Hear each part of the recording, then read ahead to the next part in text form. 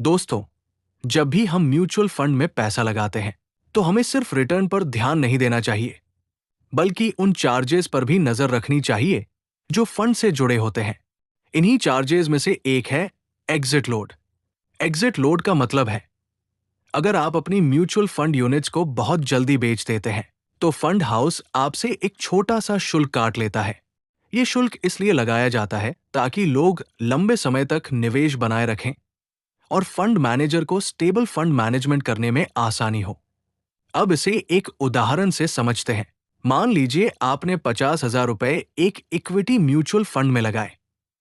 उस फंड की शर्त है कि अगर आप 1 साल से पहले पैसे निकालेंगे, तो आपको 1% एग्जिट लोड देना होगा। अगर आपने 8 महीने बाद पैसा निकाल लिया और उस समय आपके निवेश की वैल्यू 55,000 रुपए हो गई है, तो आपसे 1% यानी 550 रुपए कट जाएंगे और आपको सिर्फ 5450 रुपए मिलेंगे।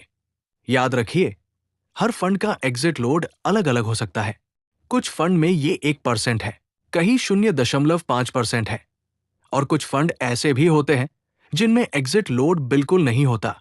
इसलिए जब भी आप म्यूचुअल फंड में निवेश करें, तो केवल रिटर्न ही न देखें, बल्कि ये भी देखें कि उसमें एग्जिट लोड है या नहीं।